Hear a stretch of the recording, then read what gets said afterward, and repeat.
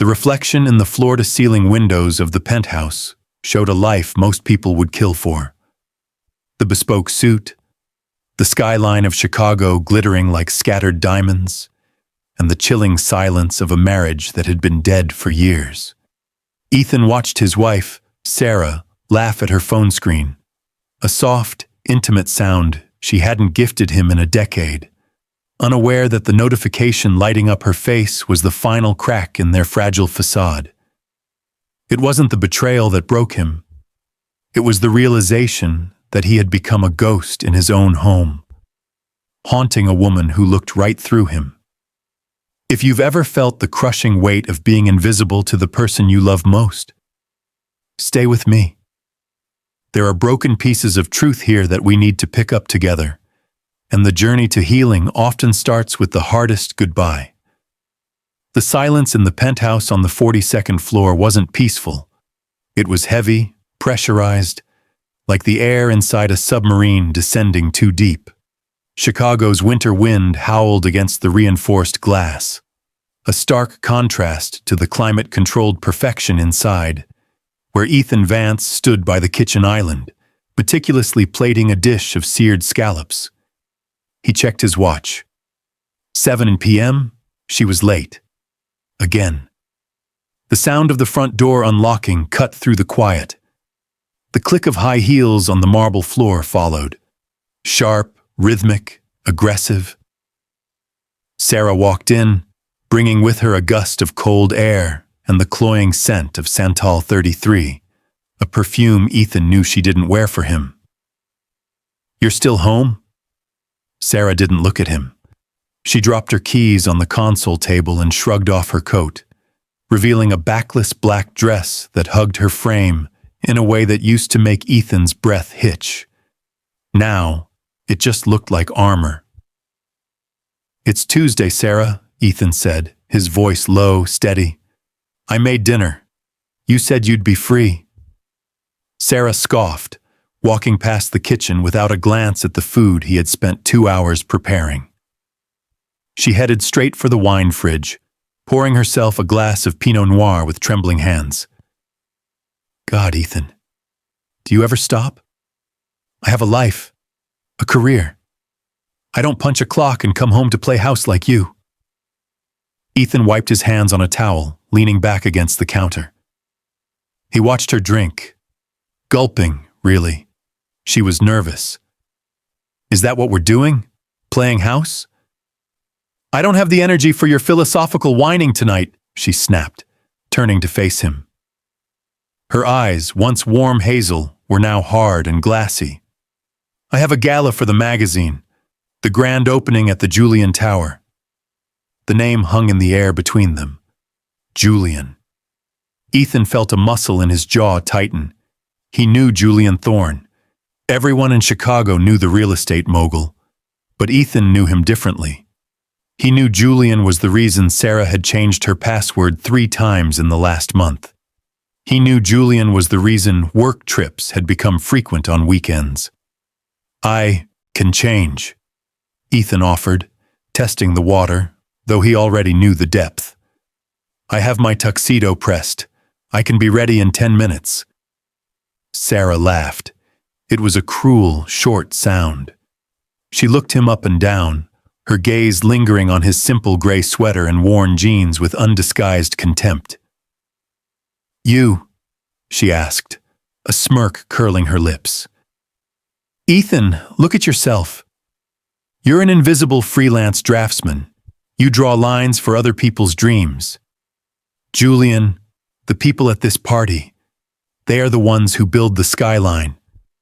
You wouldn't fit in. You'd just embarrass me."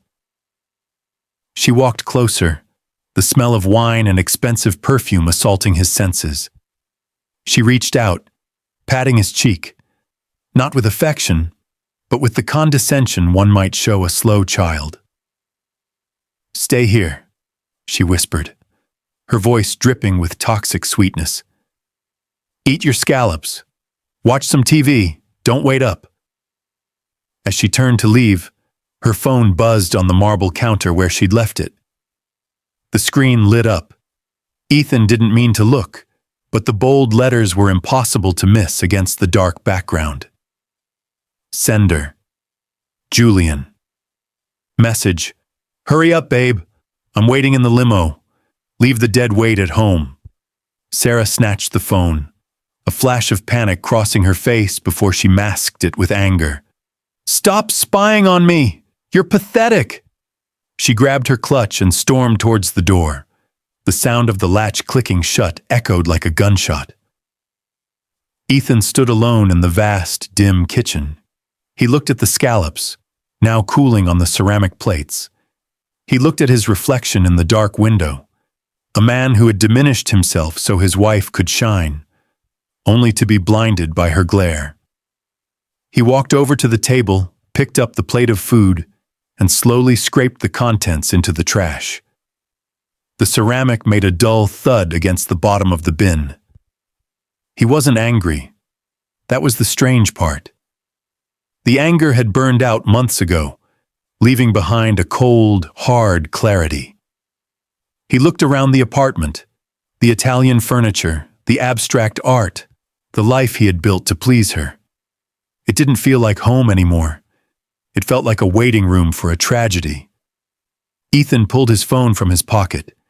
He opened his banking app, staring at the joint account figures, then switched to a contact simply labeled lawyer. He didn't call. Not yet. Instead, he walked to the bedroom and pulled a single, dusty suitcase from the back of the closet. The dead weight was about to lift itself. Ethan moved through the apartment like a shadow, his presence already fading from the rooms he had meticulously curated for her comfort. The suitcase lay open on the bed, a gaping maw waiting to swallow the fragments of his past life. He didn't pack the Armani suits or the cashmere sweaters Sarah had insisted he wear to fit her aesthetic. Instead, he reached for the worn flannel shirts, the dark denim, and the leather-bound sketchbook that had been buried in the bottom drawer for 3 years. These were the artifacts of the man he used to be, the man she had fallen in love with before the city turned her heart into concrete. The packing took less than 20 minutes.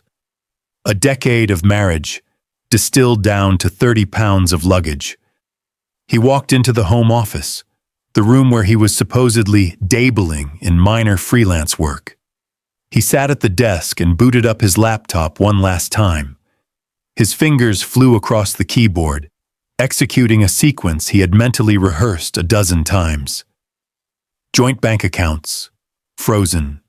Credit cards, canceled. The digital tethers that bound him to Sarah Vance were severed one by one. He transferred his personal savings, money earned from architectural consultations she knew nothing about, into an offshore account. Then, he printed a single document. The printer's rhythmic whir was the only sound in the apartment. Ethan took the fresh sheets, still warm, and walked to the dining room. The marble table was cold under his fingertips. He placed the divorce papers in the center, right where the light from the chandelier would hit them first. He reached for his left hand. The platinum band felt heavy, tighter than usual, as if it were fighting to stay on. With a sharp exhale, he twisted it off. The skin underneath was pale, marked by a permanent indentation. He set the ring on top of the papers. It didn't clatter. It made a dull, final thud, like a coffin lid closing. There was no note, no explanation. To explain was to invite negotiation, and there was nothing left to negotiate. His silence would be the loudest thing he ever gave her. Ethan pulled on his coat, a heavy wool trench that shielded him against the biting Chicago winter. He didn't look back at the living room, the kitchen, or the view.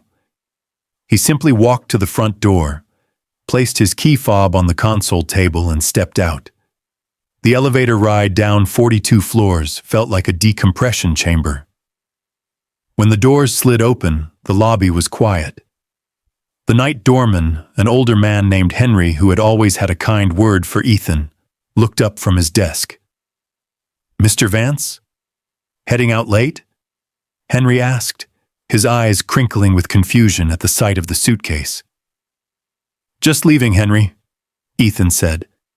His voice was steady, devoid of the tremor that shook his hands deep in his pockets.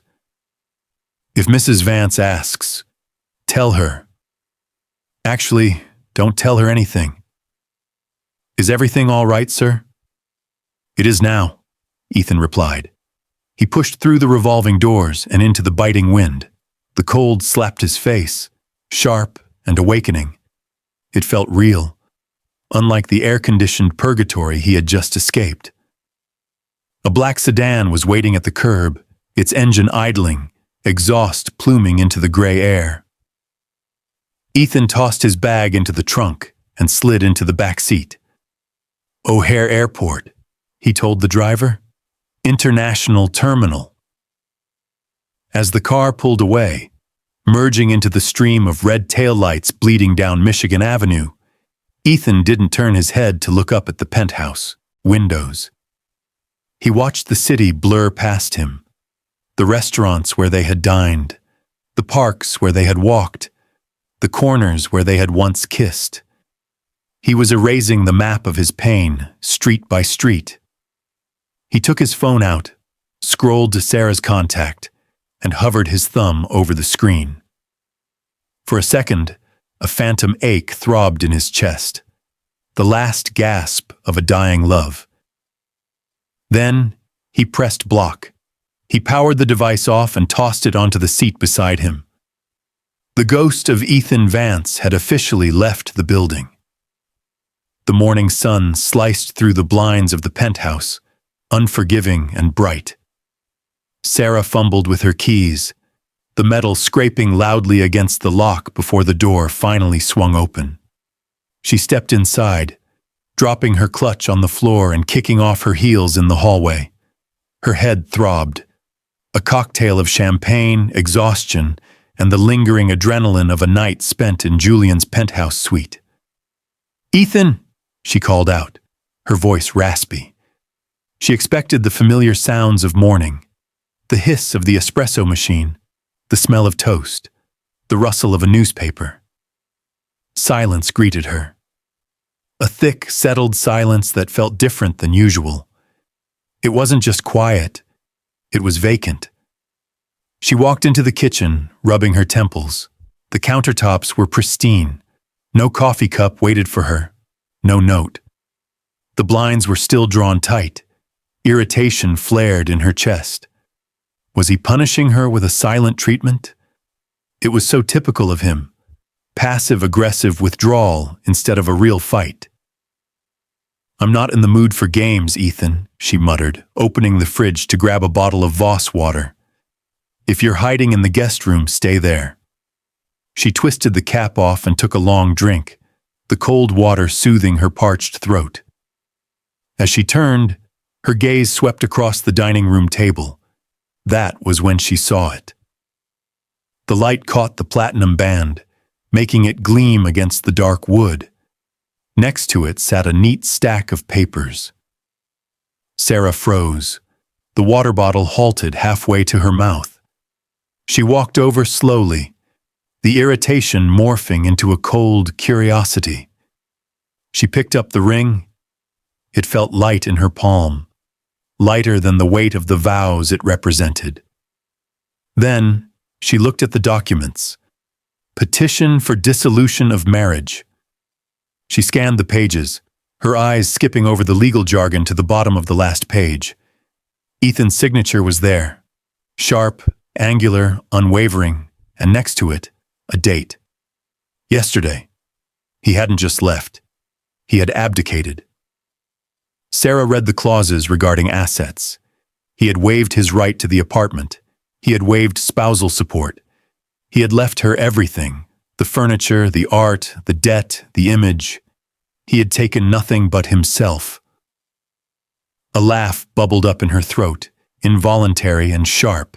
She leaned back against the table, covering her mouth as the laughter spilled over into the empty room. It wasn't hysteria. It was relief. pure, unadulterated relief. "You coward," she whispered, tossing the papers back onto the table. "You actually did it." For months, she had wondered how to end it without looking like the villain. She had worried about the press, about her image as a devoted wife while she climbed the corporate ladder. She had dreaded the tearful confrontations, the begging, the messiness of a man fighting for a dead marriage. But Ethan, ever the doormat, had saved her the trouble. He had removed himself like a stain from a silk blouse. She felt a sudden surge of energy, the hangover vanishing under the rush of freedom. She walked to the window and threw the blinds open. Chicago sprawled out below her, conquered and bright. She wasn't Mrs. Vance, the wife of a stifled architect anymore. She was Sarah, the partner of Julian Thorne, the woman who owned the skyline. She grabbed her phone and dialed Julian. He answered on the second ring, his voice husky with sleep. "Babe, it's early." "He's gone," Sarah said, her voice trembling with excitement. "He left, Julian.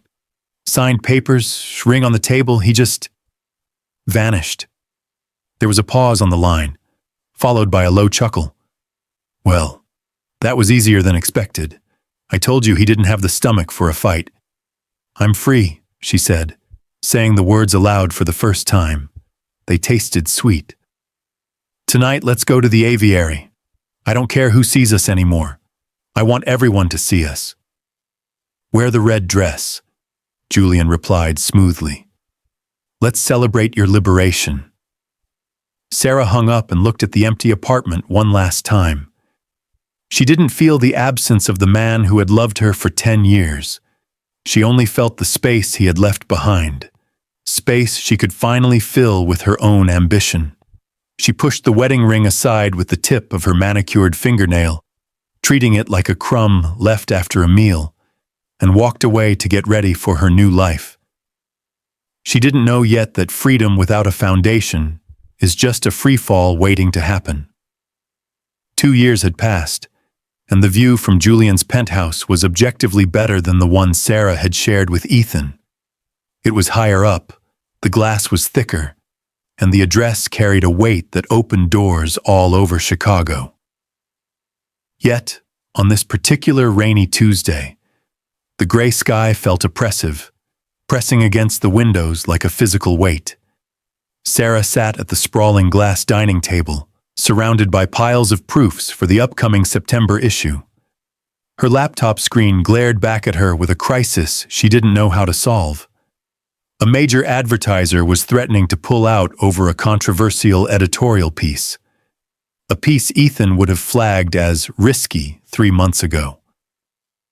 She rubbed her temples, feeling the familiar throb of a migraine beginning to drill behind her left eye. Instinctively, her hand reached toward the side drawer where the Excedrin was always kept.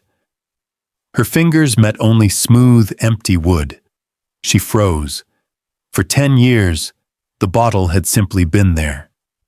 She never bought it. She never checked the expiration date.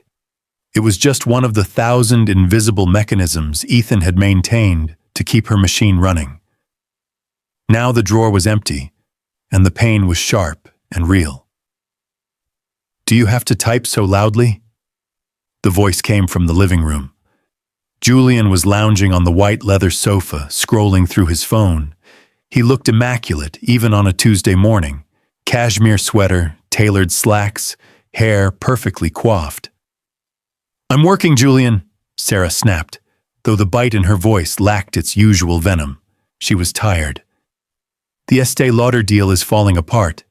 I have to draft a statement by noon." Julian didn't look up. "That sounds like a you problem, babe. Maybe if you hadn't approved that disastrous cover photo, you wouldn't be scrambling." Sarah stared at the back of his head. The cruelty was casual, tossed over his shoulder like a discarded wrapper. In the beginning, his ruthlessness had excited her.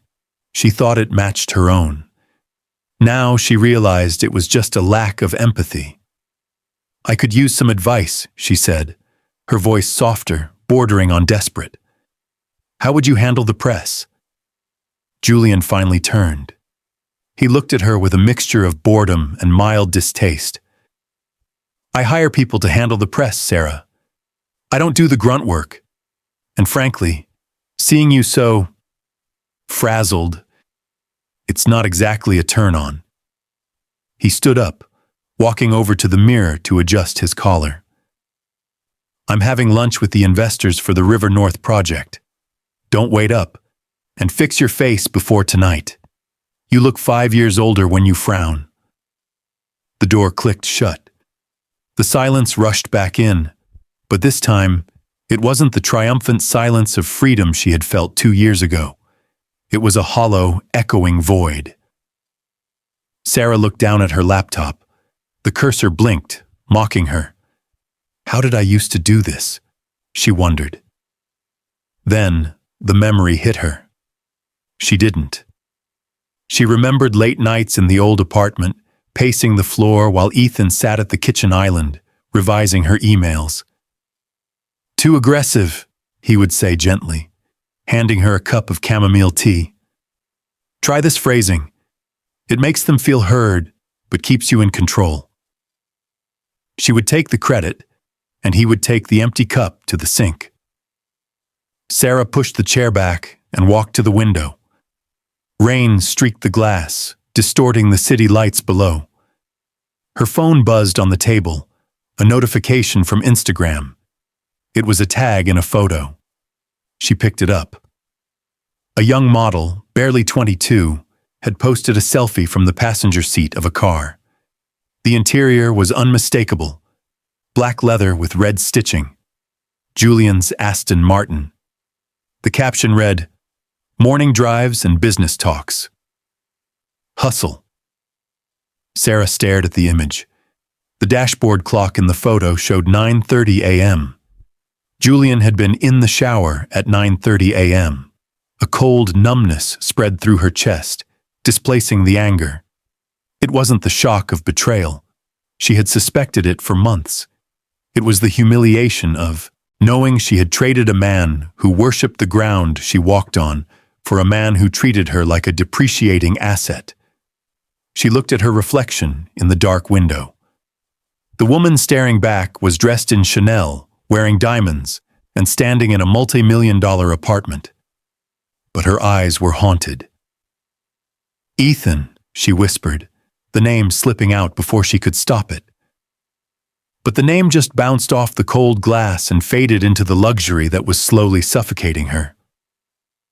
There was no one to answer, no one to bring the medicine, no one to fix the statement. She was finally, truly, on her own. The conference room at the law firm of Sterling and Finch was wrapped in glass, offering a panoramic view of the city Sarah used to think she owned. Now the gray skyline seemed to be closing in, a prison of steel and concrete. Across the mahogany table, a federal investigator slid a document toward her. It was a loan application for a shell company involved in money laundering. At the bottom, in bold, aggressive ink, was her signature. I didn't know, Sarah whispered, her voice barely audible over the hum of the air conditioning. Julian told me it was for the interior design budget. He said it was just formalities. The investigator didn't blink. Mr. Thorne has provided evidence that you were the sole managing partner of this entity, Ms. Vance. He is cooperating with the district attorney. You, unfortunately, are listed as the guarantor for $12 million of defaulted debt. The room spun. The betrayal wasn't a knife in the back. It was a signature on a page. Julian hadn't just used her body. He had used her name, her credit, and her desperate need to feel powerful to insulate himself from risk. She remembered the night she signed it.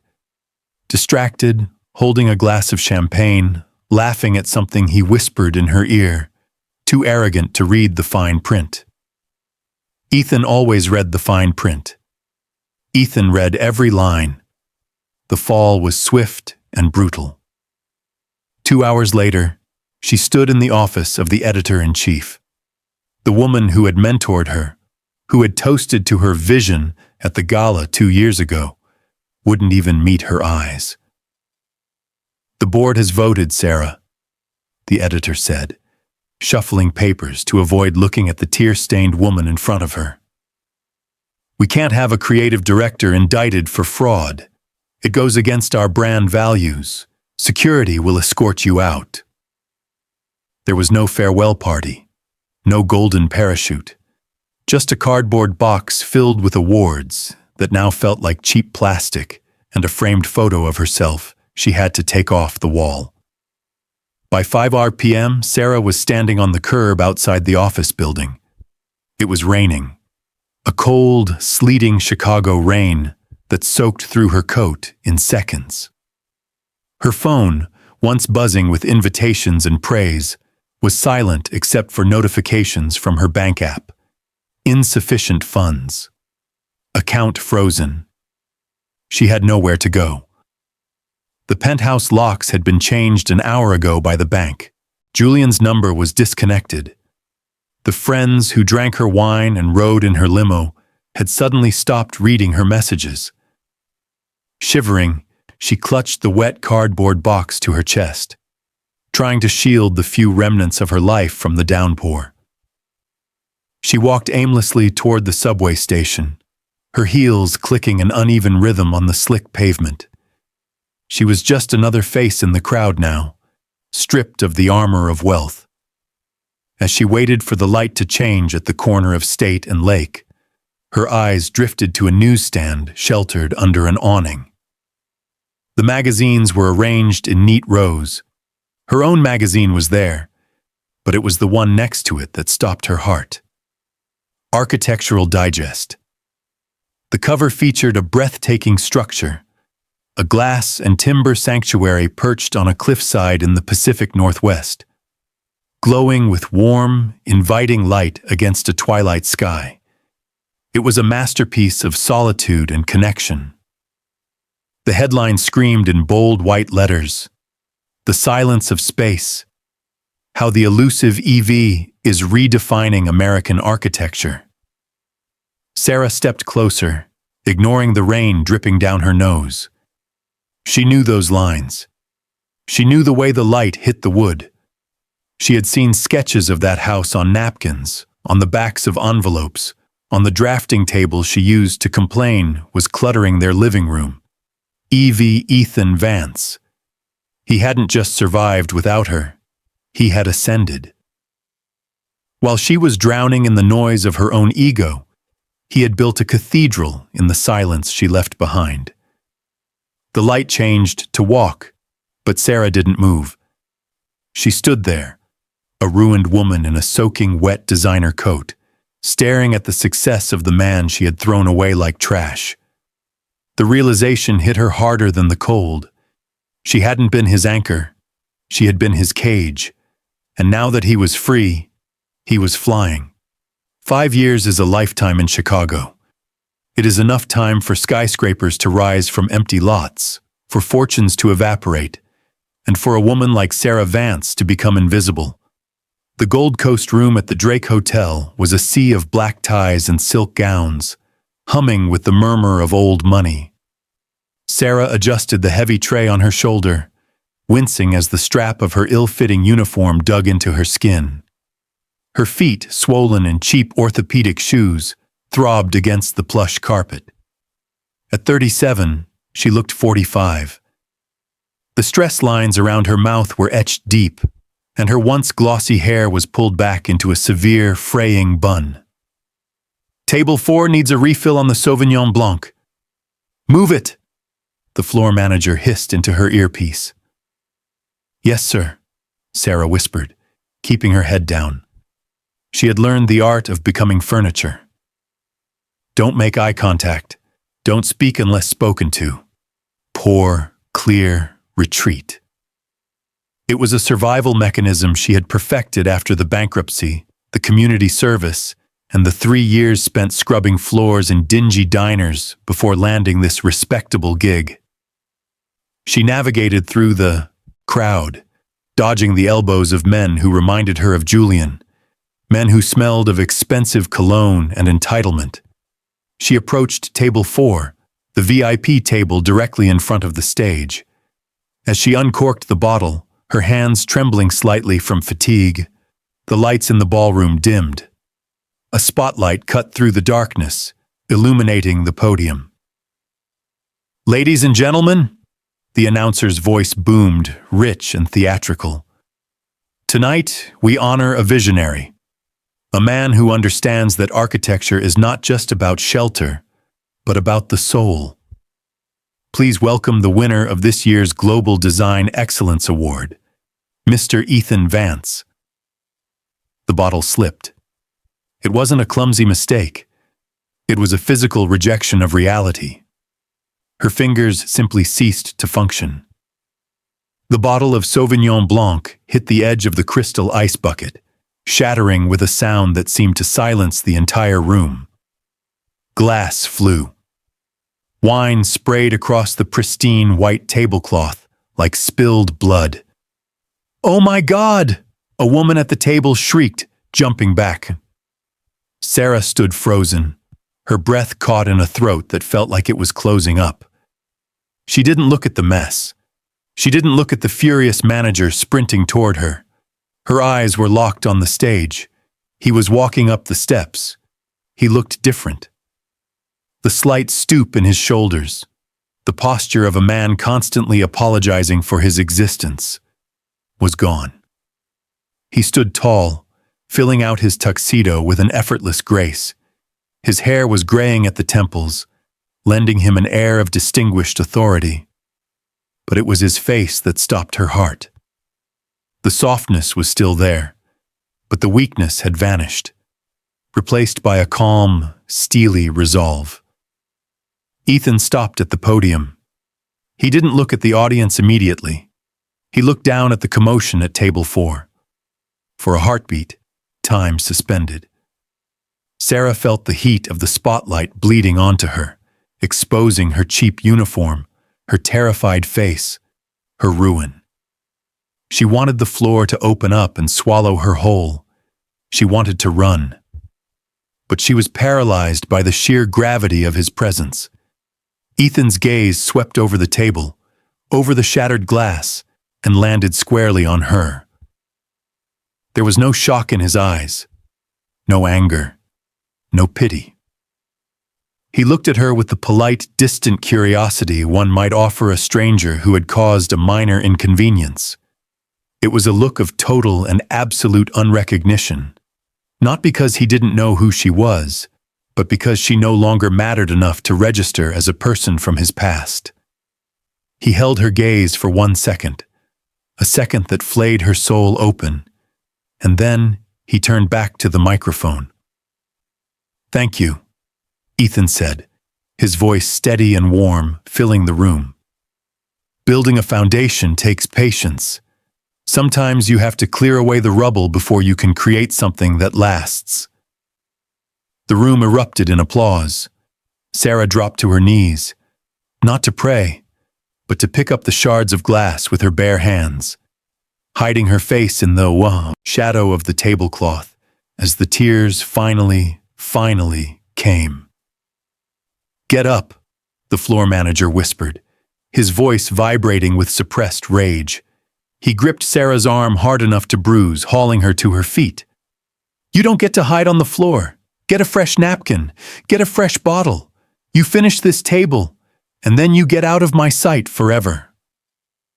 Sarah wanted to flee.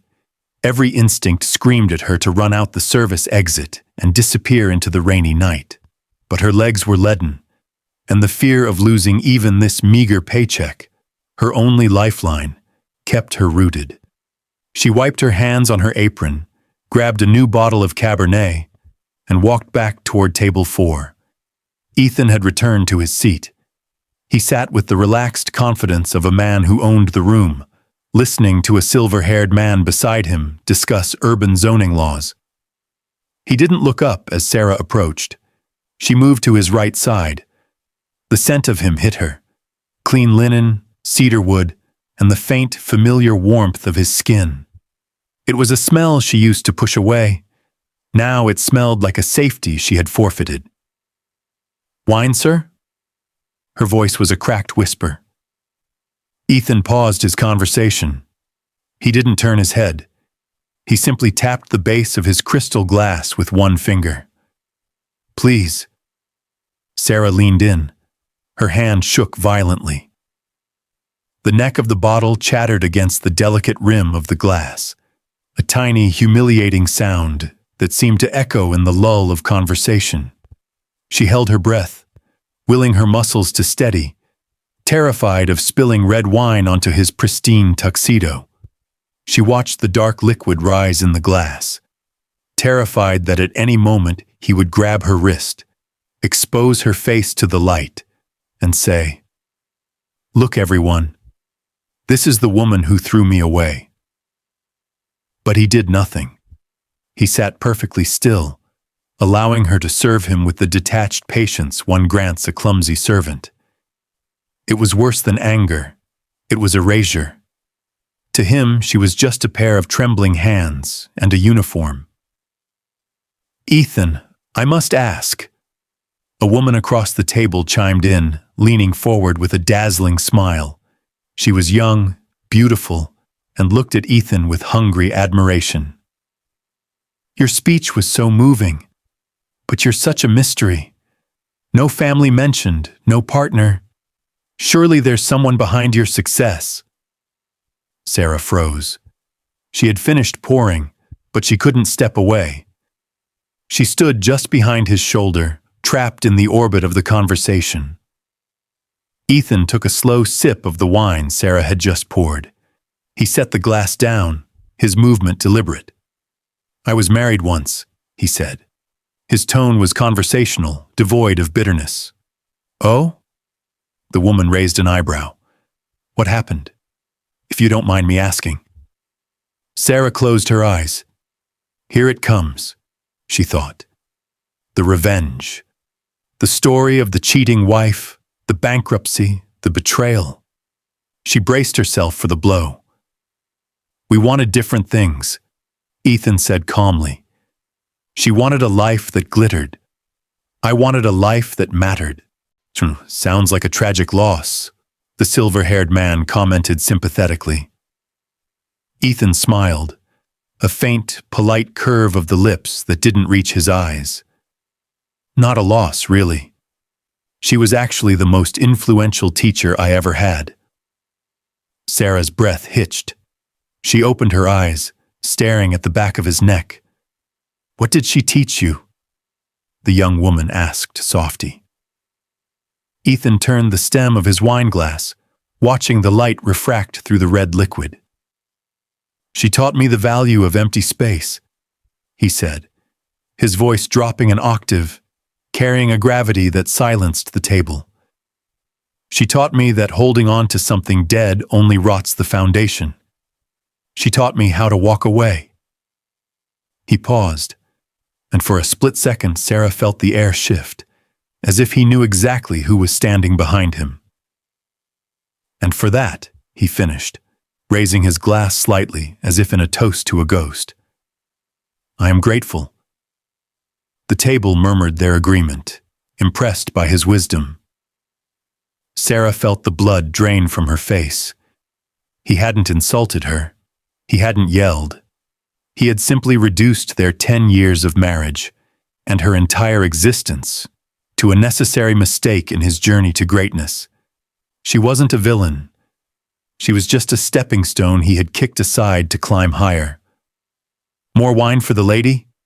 Ethan asked, gesturing to the woman across from him, dismissing Sarah without a glance. "Yes, sir," Sarah choked out. She moved away, the bottle heavy as a stone in her hand, leaving him to the warmth of his light while she retreated back into the shadows where she now belonged. The gala dispersed in a flurry of velvet cloaks and chauffeured sedans. Sarah clocked out, her hands still smelling of stale wine and sanitizer. She didn't change out of her uniform. She didn't check in with the manager. She simply pushed through the heavy service doors and ran toward the main entrance, her orthopedic shoes slapping against the pavement. Outside, the wind off Lake Michigan was brutal, cutting through her thin polyester blouse. It was the same wind that had howled against the penthouse windows 5 years ago, but tonight she had no walls to protect her. She saw him standing under the portico, waiting for the valet. He was buttoning his cashmere coat, looking out at the street with a calm, meditative expression. He looked like a man who was exactly where he was meant to be. "Ethan!" The name tore from her throat, desperate and raw. He didn't flinch, but he turned slowly. When he saw her standing there, shivering, hair disheveled, clutching her arms for warmth, he didn't step forward to offer his coat. He stayed where he was, a statue of indifference. Sarah stumbled to a halt a few feet away from him. Up close, the gap between them was even more terrifying. He smelled of success and winter air. She smelled of failure. "Sarah," he acknowledged. His voice was flat, not cold, just hollow, like speaking to a telemarketer. I wanted to say," she stammered, tears hot and stinging against her frozen cheeks. "I didn't know. About the loan, about any of it. Julian, he took everything." Ethan looked at her, his eyes dark and unreadable. "I know. I read about the indictment. I lost the apartment, the career. I have nothing, Ethan." She took a tentative step closer, her voice dropping to a whisper. "I'm sorry for what I did, for how I treated you. Please just tell me you hear me." She wanted him to yell. She wanted him to scream that she deserved it, that she was a monster. She wanted passion, even if it was hatred, because hatred would mean she still held some power over him. But Ethan just sighed, a small puff of white breath vanishing into the night. "I hear you, Sarah," he said softly, "but it doesn't matter anymore." "How can it not matter?" she cried, hysteria rising. "We were married for 10 years. Don't you hate me?" Ethan shook his head slightly. A faint, pitying smile touched his lips, the kind of smile one gives to a stranger's unruly child. "Hate requires energy," he said. "It requires investment. I spent all my investment on you a long time ago. Now, I don't feel anything. No hate, no anger, just peace." The word hit her like a physical blow. Peace. Her absence had been his peace. At that moment, a sleek black sedan pulled up to the curb. The valet jumped out, holding the door open. The engine purred, a sound of escape and forward motion. Ethan turned to leave, but stopped. He reached into the inner pocket of his coat and pulled out his wallet. He didn't look through the bills. He simply pulled out a crisp $100 note. He extended his hand. "Ethan, no," Sarah gasped, stepping back. "I'm not—" "Take it," he said. His voice was firm, finalizing. "Service industry is hard work. You did a good job tonight." He pressed the bill into her trembling hand. It wasn't an act of charity, and it wasn't an act of spite. It was a transaction. He was paying the waitress. He was settling the tab. Sarah looked down at the money, the face of Benjamin Franklin staring back at her. When she looked up, Ethan was already inside the car. The heavy door thudded shut, sealing him in a world she could no longer touch. He didn't look out the window as the car pulled away. He was already looking forward, toward the next building, the next project, the next life. Sarah stood alone on the curb as the taillights dissolved into the stream of traffic, blurring into red streaks through her tears. The $100 bill fluttered in her hand, caught by the wind, but she gripped it tight. It was the only thing he had left to give her. The city of Chicago towered above her, glittering and cold. She was exactly where she had left him 5 years ago, in the dark, while he had finally found the light.